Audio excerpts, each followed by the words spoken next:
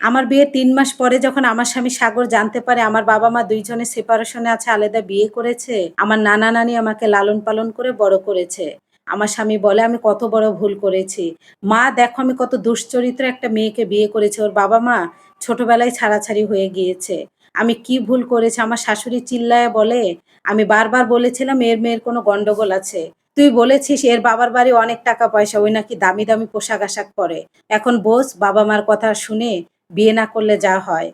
এই মেয়ে দুশ্চরিত্রা, এই মেয়ে তোকেও ২ দিন পর ছেড়ে চলে যাবে। এখনই ঘাড় ধাক্কা দিয়ে বাড়ি থেকে বের করে দে।" আমার কাবিনের ৳১,০০,০০০ হাতে দিয়ে সেদিন ঘাড় ধাক্কা দিয়ে বাড়ি থেকে বের করে দেয়। পা ধরে কান্না করেছিলাম আমি, সংসার টিকিয়ে রাখতে পারিনি। আমার যখন ৫-৬ বছর বয়স তখন আমার বাবা-মা সেপারেশনে চলে যায়। তাদের বনিবনা হচ্ছিল না। আমার বাবাও তার মতো বিয়ে করে আর আমার মা আমার মার পছন্দ মতো বিয়ে করে। আমার কথা কেউ একটিবারও ভাবেনি। আমার বাবা এই পর্যন্ত আমার কখনো খোঁজ খবর নেয়নি। আমার মা আমাকে এই যে রেখে চলে গিয়েছে আমার নানা-নানির কাছে, অসহায়ের মতো আমি থেকেছিলাম। আমার মা কখনো আমার খোঁজ নেয়নি। আমার নানা-নানি আমার ছিল শেষ আশ্রয়। আর তারা আমাকে ছোট বাচ্চার মতো লালন-পালন করেছে নিজের সন্তান ভেবে। নিজে না খেয়ে আমাকে খাইয়েছে। আমার নানা অন্যের বাড়িতে কাজ করেও আমার শখ-আহ্লাদ পূরণ করেছে, আমার কোনো শখ অপূর্ণ রাখেনি। আমার নানা-নানি সবসময় বলত, "তুমি এমন বড় হও, এত ভালো মানুষ হয়ে দেখাও তোমার বাবা-মাকে যে আমার নানা-নানি কোনো ভুল করেনি।" কারণ আমার মা কোনো খোঁজ নিত না। তার ২য় স্বামী সন্তান নিয়ে ব্যস্ত থাকত। বছরে একবার যখন আমার নানি বাড়িতে আসতো আমার মা, আমাকে দেখতেই পারত না আর আমার যত্ন করা তো দূরের কথা। এজন্য আমার মাকে আমার নানি খুব একটা পছন্দ করত না। কারণ আমি যেখানে কষ্ট পেতাম আমার নানিও একই জায়গায় কষ্ট পেত। দেখতাম কি আমার কষ্টটা আমার নানি খুব বেশি বুঝতো। মার থেকেও বেশি করেছে আমার নানা আর আমার নানি। ছোটবেলা থেকেই তাদের বাবা-মা বলেই আমি বড় হয়েছি। আমি একটা সময় এসএসসি পাস করে যখন শহরে যাই, আমার নানা আর নানি একবেলা কম খেয়ে আমার হোস্টেলে টাকা পয়সা খরচ করেছে, বহন করেছে। আমি ইন্টার পাস করার পর অনার্সে যখন ভর্তি হই, ওই ইউনিভার্সিটিতে একটা ছেলে সাগরের সাথে আমার পরিচয় হয়, তার সাথে আমি সম্পর্কে জড়িয়ে যাই। আমি অনেক শৌখিন জীবন পার করতাম। আমার কোনো শখ অপূর্ণ রাখতাম না। আমি সবসময় পরিপাটি থাকতে পছন্দ করতাম। সাগরের সাথে কিছুদিন বন্ধুত্ব ছিল, তারপর তার সাথে আমার সম্পর্ক জড়িয়ে যায়। একটা পর্যায়ে আমি সাগরকে আমার ফ্যামিলি বিষয়ে সবকিছুই জানাতে চাই। কিন্তু বারবার সাগর বাধা দেয়। হাজারবার বলার চেষ্টা করেছি যে আমার একটা অতীত আছে, আমার বাবা-মা সেপারেশন। এটা জানাতে চেয়েছি তাকে, যদি বিয়ের পর জানলে কোনো অসুবিধা হয়। কিন্তু বারবার সাগর আমার মুখ চেপে ধরতো, জানতে চাইতো না। তার ফ্যামিলিকে আমার ভালোবাসার কথা জানায়, আমাদের সম্পর্কর কথা। তার ফ্যামিলি নারাজ মানতে তারপর আমরা ২ জন পালিয়ে বিয়ে করি। বিয়ে করার পর আমার শ্বশুর বাড়িতে উঠি। তারা আমাদের ঘাড় ধাক্কা দিয়ে বের করে দেয়নি, তবে আমাদের বিয়েটা মেনেও নেয়নি। ৩ মাস অনেক ভালো যাচ্ছিল। বিয়ের পরের দিন আমার নানিকে আমি ফোন দিয়ে বলি যে আমি একটা ছেলেকে ভালোবেসে বিয়ে করেছি। এটা শুনে নানি অনেক কান্না করে আর বলে, "তোমাকে নিয়ে আমাদের অনেক স্বপ্ন ছিল। সব স্বপ্ন অপূর্ণ রেখে দিলা। তোমার সাথে আমরা কোনো সম্পর্ক রাখতে চাই না। অনেক কষ্ট করে বড় করেছিলাম তোমাকে।" এই কথা শোনার পর নানি ফোন কেটে দেয়। ৩ মাস আর কোনো যোগাযোগ হয়নি। আমি ভেবেছিলাম বছর ৬ যাক, তারপর স্বামী কিনে নানি-নানার সামনে যখন যাব সবকিছুই ভুলে যাবে। আর যেহেতু আমি দূরে থাকতাম এজন্য নানা-নানির কথা খুব একটা আমার মনে পড়তো না। কারণ আমার মনে হতো আমি তো হোস্টেলে আছি। ওই অভ্যেসটা আমার ভিতরে রয়ে গিয়েছিল।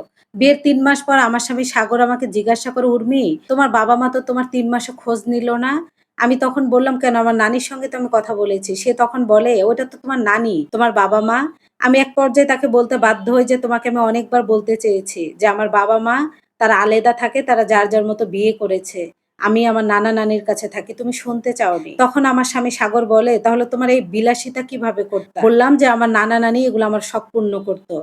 এটা শোনার পর সাগর মাথায় হাত দিয়ে বলে, "আমি এ কি ভুল করেছি? আমি তোমাকে বিয়ে করে ভুল করেছি।" চিৎকার করে মাকে ডেকে বলে, "দুশ্চরিত্রা মেয়েকে আমি বিয়ে করেছি মা। এই মেয়ের বাবা-মা অনেক আগেই তালাক হয়ে গিয়েছে। এই মেয়ের সাথে আমি সংসার করতে পারবো না।" আমার শাশুড়ি পুরা বাড়ি মাথায় উঠায়, বলে, "এই মেয়েকে এখনই ঘাড় ধাক্কা দিয়ে বের করে দে।" বলেছিলাম, "এই মেয়ের কিছুই নাই। তুই বলেছিস অনেক টাকা পাবি। মেয়ের অনেক টাকা পয়সা আছে, অনেক সুন্দরভাবে জীবনযাপন করে। দেখছিস এবার বাবা-মার কথা না শুনে বিয়ে করলে যা হয়।" ওই দিন দেনমোহরের টাকা দিয়ে আমাকে ঘাড় ধাক্কা দিয়ে বাড়ি থেকে বের করে দেয় ৳১,০০,০০০ হাতে দিয়ে। বারবার আমার শ্বশুর শাশুড়ির আমার স্বামীর পায়ে ধরে কান্না করেছিলাম। এতে আমার কোনো দোষ নাই।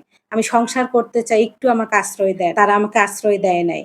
৪ মাসের মাথায় আমার ডিভোর্স হয়ে যায়। ডিভোর্সের পরে নিজেকে আমি শেষ করে দিতে চেয়েছিলাম। কোন মুখ নিয়ে নানা-নানির সামনে দাঁড়াবো আমি? কিন্তু আমার বান্ধবী আমাকে শেষ হতে দেয়নি। সে আমাকে বলে, "এই ৩ মাস ভাব, তোর জীবনে স্বপ্ন ছিল।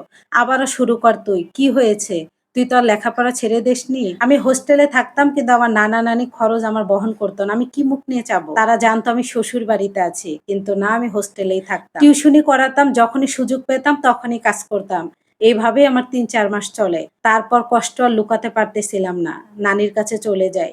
নানির কাছে যেয়ে আমি সবটা বলি। নানি কান্নায় আবেগ আপ্লুত হয়ে যায়। তারা আমাকে মাফ করে দেয়। আমার অর্ধেক খরচ আবারও বহন করা শুরু করে দেয় নানি। কিন্তু আমি তাদের টাকা নিতে চাইতাম না, জোর করেই দিত। আমি কাজ করতাম, টিউশনি করাতাম, ওই টাকা দিয়ে আমার লেখাপড়ার খরচ বহন হয়। দেখতে, দেখতে আমার এমবিএটা কমপ্লিট করে ফেলি আমি। এমবিএ কমপ্লিট করার পরেই আমি একটা ব্যাংকে জব নিই, ভালো টাকা বেতন পাই। কিন্তু সেই স্মৃতিগুলো আমি ভুলতে পারতাম না।